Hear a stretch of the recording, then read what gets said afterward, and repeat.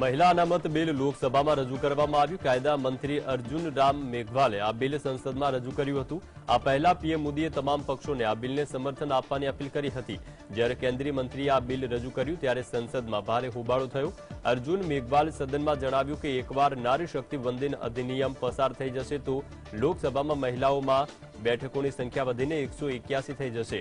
આ બિલ પર 20મી સપ્ટેમ્બરના રોજ ચર્ચા કરવામાં આવશે, જ્યારે 21મી સપ્ટેમ્બરના રોજ તેને રાજ્યસભામાં રજૂ કરવામાં આવશે। मैं प्रस्ताव करता हूं कि भारत के संविधान का और संशोधन करने वाले the constitution 128th amendment bill 2023 यानी नारी शक्ति वंदन अधिनियम 2023 को सदन में पूर्व स्थापित करने की अनुमति दी जाए। 18મી સપ્ટેમ્બરના રોજ સંસદના વિશેષ સત્ર દરમિયાન વડાપ્રધાન નરેન્દ્ર મોદીની અધ્યક્ષતામાં કેન્દ્રીય કેબિનેટની બેઠક યોજાઈ હતી, જેમાં લોકસભા અને એસેમ્બલી જેવી ચૂંટાયેલી સંસ્થાઓના 33% મહિલા અનામતને મંજૂરી આપી છે, જેને નવી સંસદ ભવનમાં રજૂ કરવામાં આવ્યું। જો કે આ બિલ 2010માં જ રાજ્યસભામાં પસાર થઈ ચૂક્યું છે। કોંગ્રેસના કોમ્યુનિકેશન ઇન્ચાર્જ જયરામ રમેશે ટ્વીટ કરી આ બિલનો ઇતિહાસ શેર કર્યો નથી, પણ રાહુલ ગાંધીએ વડાપ્રધાન મોદીને લખેલા પત્રને ફરી પોસ્ટ કરી વાયરલ કર્યું। રાહુલ ગાંધીએ પીએમને લખેલા પત્રમાં કહ્યું હતું કે આપણા વડાપ્રધાન કહે છે કે તેઓ મહિલા સશક્તિકરણ માટે એક યોદ્ધા છે। હવે સમય આવી ગયો છે કે તેઓ પાર્ટીની રાજનીતિથી બહાર આવી પોતાના મનની વાત કરે અને મહિલા અનામત બિલ સંસદમાંથી પસાર કરે, જેમાં કોંગ્રેસ તેઓને બિનશરતી સમર્થન આપે છે। જો કે યુપીએ સરકાર 2008માં આ બિલનો મુસદ્દો તૈયાર કર્યો હતો, પરંતુ 2 વર્ષ બાદ ઉપલા ગૃહે પસાર કરતા તે અટકી ગયો। મહિલા અનામત બિલ મુદ્દે ભાજપ કોંગ્રેસે હંમેશા સમર્થન આપ્યું છે અને અન્ય પક્ષોએ વિરોધ જાહેર કર્યો હતો।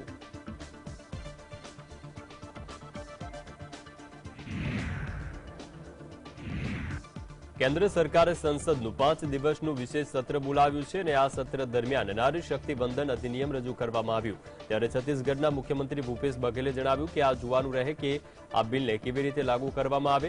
તેમણે કહ્યું છે કે બિલ પર સંસદમાં ચર્ચા થશે, પછી આગળ કંઈક થશે। શું આ બિલ અત્યારે અથવા સીમાંકન પ્રક્રિયા બાદ વર્ષ 2027માં લાગુ થશે? જનગણના હજુ સુધી કરવામાં આવી નથી। કયા આધારે સીમાંકન પ્રક્રિયા હાથ ધરવામાં આવશે એ તમામ પાસાઓને ધ્યાનમાં લેવું પડશે। સંસદના વિશેષ સત્રની શરૂઆત પહેલા સરકાર દ્વારા બોલાવવામાં આવેલી સર્વપક્ષીય બેઠકમાં વિપક્ષી નેતાઓએ પણ આ બિલ પસાર કરવાની માંગ કરી હતી। કેન્દ્ર સરકારે બંધારણના 128માં સુધારા દ્વારા મહિલા અનામત બિલને ગૃહમાં રજૂ કર્યું।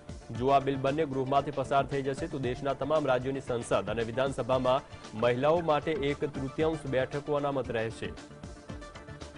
कैबिनेट ने क्लियर किया है, अब उसका अध्ययन करेंगे, अब उसमें चर्चा होगी किस प्रकार से लागू होगा। अभी करेंगे कि उसके बाद 2027 के परिसीमन के बाद होगा। अभी तो जनगणना नहीं हुआ है तो परिसीमन किस आधार पे होगा, ये भी एक विषय है। तो बहुत सारे सवाल हैं। अभी अब लोकसभा में चर्चा होगी तो सब सदस्य लोग उसको बात रखेंगे। સંસદના વિશેષ સત્ર દરમિયાન કેબિનેટની મહત્વપૂર્ણ બેઠકમાં મહિલા અનામત બિલને મંજૂરી આપવામાં આવી છે। ત્યારે ભાજપના નેતા ખુશ્બુ સુંદરે કહ્યું કે મહિલા શક્તિ જ આગળ વધવાનો એકમાત્ર રસ્તો છે। પીએમ નરેન્દ્ર મોદી મહિલા સશક્તિકરણ માટે કામ કરે છે, ત્યારે અન્ય લોકો મહિલાઓને નીચે લાવે છે। નારી શક્તિ આગળ વધવાનો એકમાત્ર રસ્તો છે, જેમાં મહિલાઓને સૌથી આગળ હોવું જોઈએ। સ્ત્રીનું દર્દ દેશનો સાચો પુત્ર જ સમજી શકે છે। આપણો દેશ સ્ત્રીનું દર્દ દેશનો સાચો પુત્ર જ સમજે છે, જે માનનીય વડાપ્રધાને ફરી સાબિત કર્યું છે। આપણા દેશની મહિલાઓ સાથે હંમેશા ઊભા રહેવા અને તેમને મંજૂરી આપવા બદલ તમારા આભારી છે।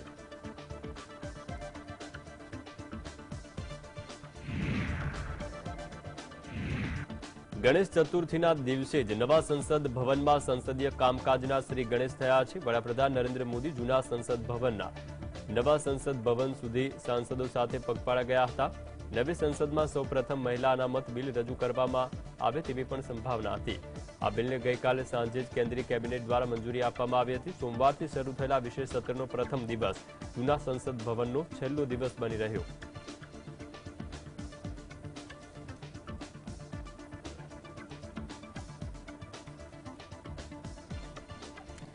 18મી સપ્ટેમ્બરના રોજ જૂની સંસદ ભવનમાં કાર્યવાહીનો અંતિમ દિવસ હતો, ત્યારે મંગળવારે સદનમાં ફોટો સેશન રાખવામાં આવ્યું। આ ફોટો સેશનમાં વડાપ્રધાન મોદી, લોકસભાના સ્પીકર ઓમ પ્રકાશ બિરલા અને રાજ્યસભા અધ્યક્ષ જગદીપ ધનખડ પણ હાજર રહ્યા। આ સાથે જ કોંગ્રેસના નેતા રાહુલ ગાંધીએ પણ ફોટો સેશનમાં હાજરી આપી। જૂની સંસદ ભવનમાં ઘણા ઐતિહાસિક નિર્ણયો અને ઘટનાઓનું સાક્ષી રહ્યું છે। આ પ્રસંગે લોકસભા અને રાજ્યસભાના સાંસદોએ એક સાથે ફોટો પડાવ્યો। જૂની સંસદ ભવનમાં મધરાત્રે દેશની સ્વતંત્રતાની જાહેરાત કરવામાં આવી હતી। જૂની સંસદ ભવનને હવે લોકતંત્રનું સંગ્રહાલય બનાવવામાં આવશે। 19મી સપ્ટેમ્બરથી નવી સંસદ ભવનને જ ભારતની સત્તાવાર સંસદ માનવામાં આવશે।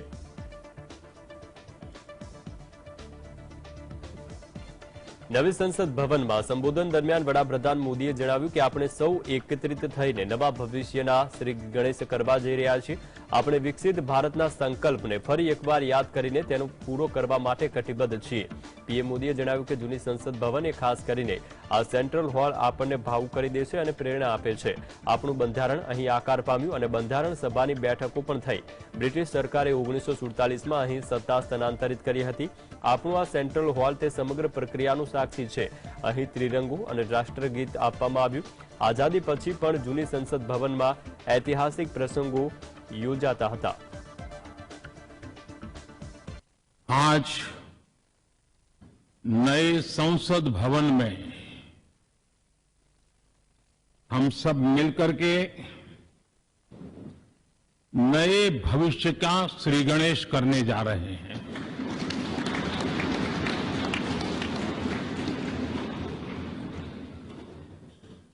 आज हम यहां विकसित भारत का संकल्प दोहराना, उसको परिपूर्ण करने के लिए जी जान से जुटने के इरादे से नए भवन की तरफ प्रस्थान कर रहे हैं। વડાપ્રધાન મોદીએ જણાવ્યું હતું કે મારી ભલામણ છે કે આપણે નવી સંસદ ભવનમાં સ્થાનાંતરિત કરી રહ્યા છીએ ત્યારે જૂની સંસદ ભવન ગૃહની ગરિમામાં કોઈ પણ પ્રકારનો ઘટાડો ન થવો જોઈએ। આપણા ભવનને માત્ર જૂની સંસદ ભવન કહીને તરછોડી ન દેવી જોઈએ। આ માટે મારી માંગ છે કે જો બંને ગૃહના અધ્યક્ષ મંજૂરી આપે તો જૂની સંસદ ભવનને સંવિધાન સદન તરીકે ઓળખવામાં આવે। આ ઇમારત આપણા માટે પ્રેરણા સ્ત્રોત બની રહેશે। પીએમ મોદીએ જણાવ્યું કે જ્યારે આ બિલ્ડિંગને સંવિધાન ભવન કહેવામાં આવશે ત્યારે દેશના મહાપુરુષો સાથે તેમની યાદ જોડાશે જે ક્યારે એ સદનની બંધારણ સભામાં બેસતા હતા। और मेरी प्रार्थना है, मेरा सुझाव है कि अब हम जब नए सदन में जा रहे हैं तब इसकी गरिमा कभी भी कम नहीं होनी चाहिए।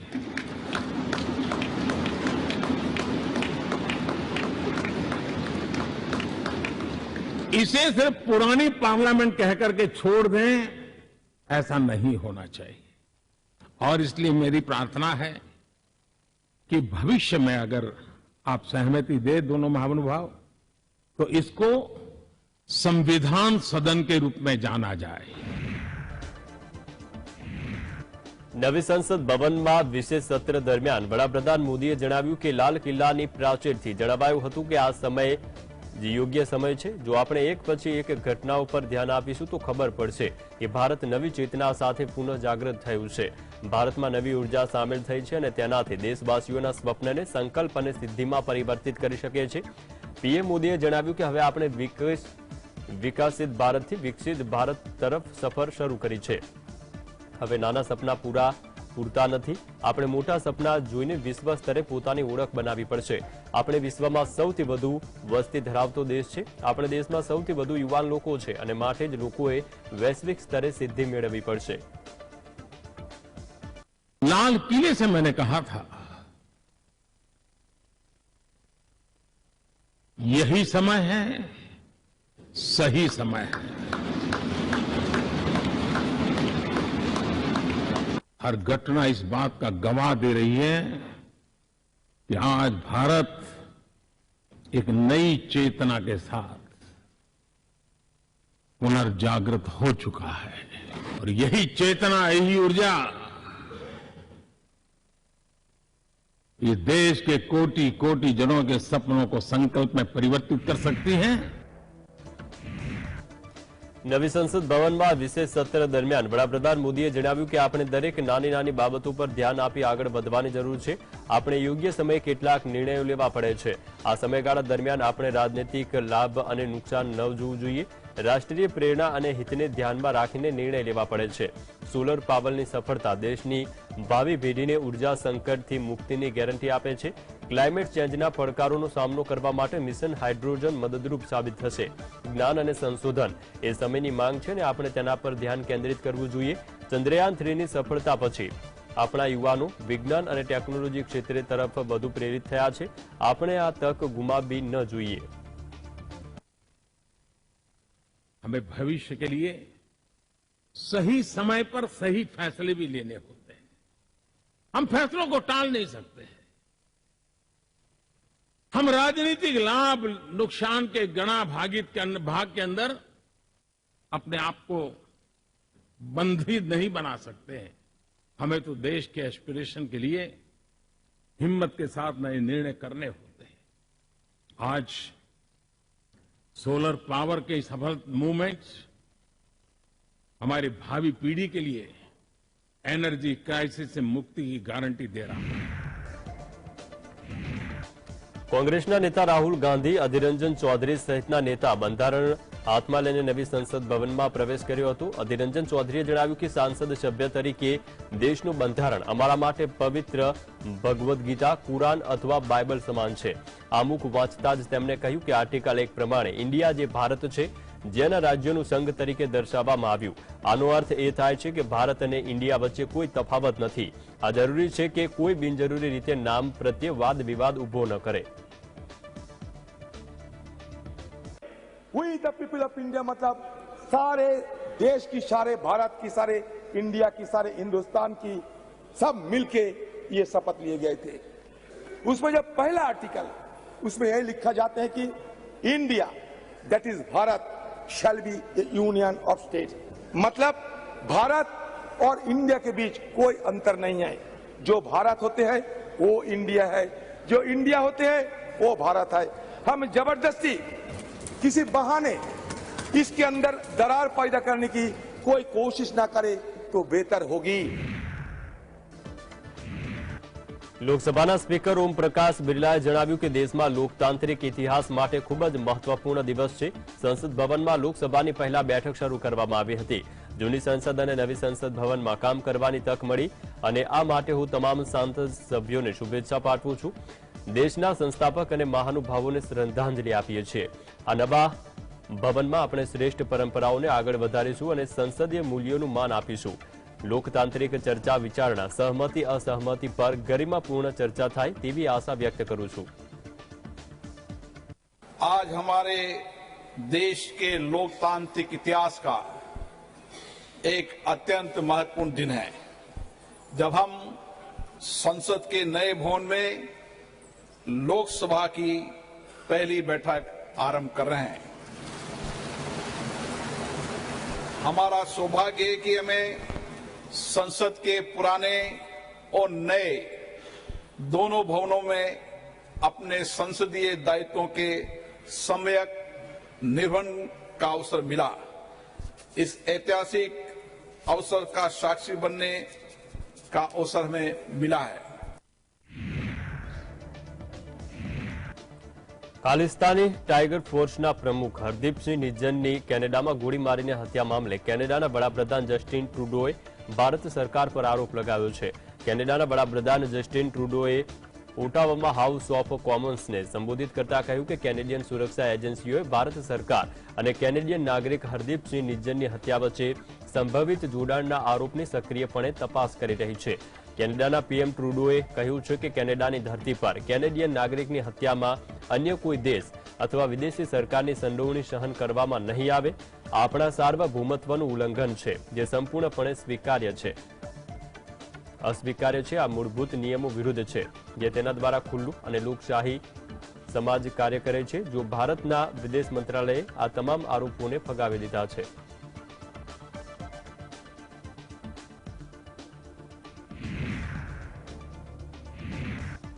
કેનેડાના વડાપ્રધાન જસ્ટિન ટ્રુડોએ આરોપ લગાવ્યો છે કે ભારત સરકારે કથિત ખાલિસ્તાની સમર્થક હરદીપસિંહ નિજ્જરની હત્યા સાથે સંબંધ છે. આ પછી કેનેડાના વિદેશ પ્રધાન મેલાની જોલીએ ભારતીય રાજદૂતને હાંકી કાઢ્યા હતા. અગાઉ કેનેડાના પીએમ જસ્ટિન ટ્રુડોએ કહ્યું હતું કે દેશની સુરક્ષા એજન્સીઓ ભારત સરકાર અને ખાલિસ્તાની આતંકવાદીઓની હત્યા મુદ્દે તપાસ કરી રહ્યા છે. જસ્ટિન ટ્રુડોએ નિવેદન બાદ કેનેડાના વિદેશ મંત્રી મેલાની જોલીએ જણાવ્યું કે કેનેડામાં ભારતીય ગુપ્તચર ચીફને હાંકી કાઢવામાં આવ્યા છે. જોલીએ કહ્યું છે કે આરોપ સાચા સાબિત થશે તો આપણા સાર્વભૌમત્વનું અને સૌથી મૂળભૂત નિયમોનું ઉલ્લંઘન હશે. જસ્ટિન ટ્રુડોએ આ મુદ્દે અમેરિકી રાષ્ટ્રપતિ જો બાઇડન સમક્ષ પણ સવાલ ઉઠાવ્યો. ઉલ્લેખનીય છે કે કેનેડાના વડાપ્રધાન દિલ્હીમાં યોજાયેલી G20ની સમિટમાં પણ હાજર રહ્યા હતા. I must say, I was absolutely flabbergasted and shocked when I saw this news. It was literally a bombshell thrown by Mr. Trudeau on the first day of the parliamentary session here in Canada. And it was absolutely something unexpected because if, presumably if going by what he said, this is something that the Canadian intelligence services have been working on for some time. This was known. Presumably was known, and the fact that Trudeau went to the G20 and we know of all of the awkwardness that happened there, something is peculiar about the timing about this announcement. કેનેડાએ ભારતીય દૂતાવાસને હાંકી કાઢ્યા છે ત્યારે ભારત સરકારે પણ દેશમાં કેનેડાના high કમિશનરને હાંકી કાઢ્યા છે. વિદેશ મંત્રાલયે કેનેડાના રાજદૂતને આગામી 5 દિવસમાં દેશ છોડવાનો આદેશ કર્યો છે. આ નિર્ણય આંતરિક બાબતોમાં કેનેડિયન રાજદ્વારીઓની દખલગીરી અને ભારત વિરોધી પ્રવૃત્તિઓમાં તેમની સંડોવણી અંગે ભારત સરકારની વધતી ચિંતા દર્શાવે છે. ભારતે કેનેડાના ખાલિસ્તાની સમર્થકની હત્યામાં સંડોવણીના કેનેડાના આરોપને ખોટા અને પાયાવિહોણા ગણાવ્યા છે. કેનેડા સરેમાં ગુરુ નાનક શીખ ગુરુદ્વારમાં સાહિબના બડા નિજ્જરની હત્યામાં વર્ષે જૂનમાં હત્યા કરવામાં આવી હતી. નિજ્જર ખાલિસ્તાન ટાઇગર ફોર્સનો ચીફ હતો. 46 વર્ષના નિજ્જરની ગુરુદ્વારામાં પરિસરમાં જ 2 અજાણ્યા શખ્સોએ ગોળી મારીને હત્યા કરી હતી.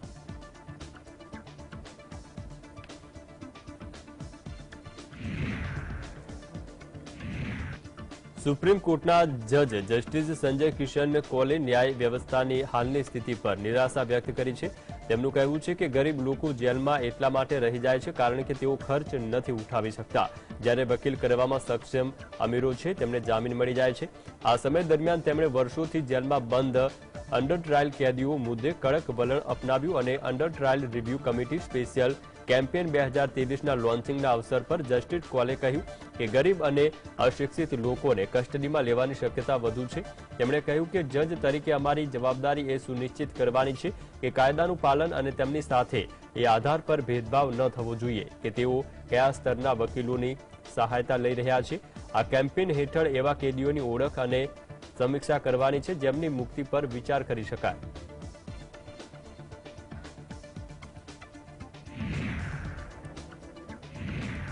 સંયુક્ત રાષ્ટ્રમાં ભારતના કાયમી પ્રતિનિધિ રુચિરા કમજોર જણાવ્યું છે કે G20 સમૂહના અધ્યક્ષ તરીકે ભારત દક્ષિણ એશિયન રાષ્ટ્રો ક્લાઇમેટ ચેન્જ, ફાઇનાન્સ અને સસ્ટેનેબલ ડેવલપમેન્ટ સહિતના મુદ્દા પર વધુ ભાર આપશે. ભારતની અધ્યક્ષતામાં આફ્રિકન યુનિયન G20માં સામેલ થયું. G20 સમૂહ વૈશ્વિક સ્તરે સહયોગ થકી પડકારોને પહોંચી વળવા પ્રયાસ કરશે. માનવ અધિકાર અને સામાજિક મુદ્દાઓની બાબતોમાં ભારતીય આરોગ્ય, સાર્વત્રિક આરોગ્ય કવરેજ અને રોગચાળાના નિવારણ પર ઘણી ઉપલબ્ધિ હાંસિલ કરી છે. મહિલાઓના અધિકારો, રચનાત્મક માનવ અધિકાર સંવાદ અને શાંતિ માટે પગલાં લીધા છે. આતંકવાદીઓ દ્વારા ટેકનોલોજીના દુરુપયોગને પણ અટકાવવા માટે જરૂરી નિર્ણય લેવા પડશે.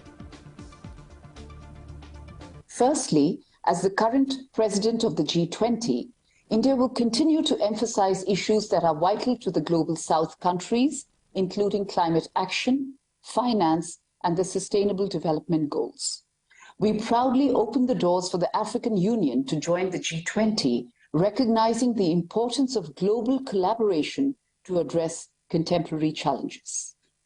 Our commitment to sustainable economic growth and eco-friendly initiatives is encapsulated in the G20 New Delhi Leaders' Declaration, ensuring an inclusive and action-oriented G20 presidency under the guidance of Prime Minister Narendra Modi.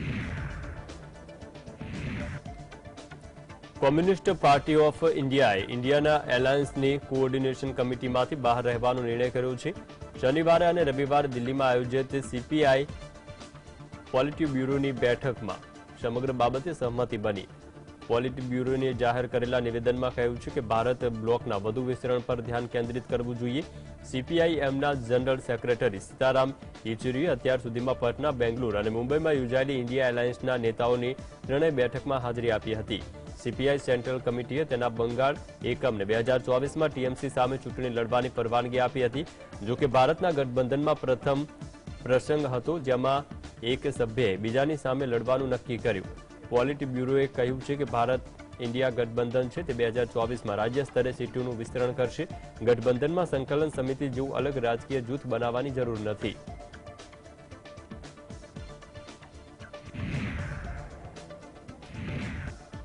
Asaduddin ઓવૈસીએ India ગઠબંધન વિશે નિશાન તાક્યું છે. સાથે જ તેમણે કોંગ્રેસ પર પ્રહાર કર્યા. તેમણે કહ્યું છે કે ઇન્ડિયા ગઠબંધનની પરવા કરતા નથી અને કારણ કે તેઓ તેનો ભાગ નથી અને તેના કારણે ગૂંગળામણ થશે નહીં. અસદુદ્દીન ઓવૈસીએ કહ્યું છે કે અમે ઇન્ડિયા એલાયન્સમાં નથી અને મને તેની પરવા નથી. વધુમાં તેમણે કહ્યું કે પોતાની વિચારધારા પર ભાજપ સામે કેમ ઊભા નથી થતા.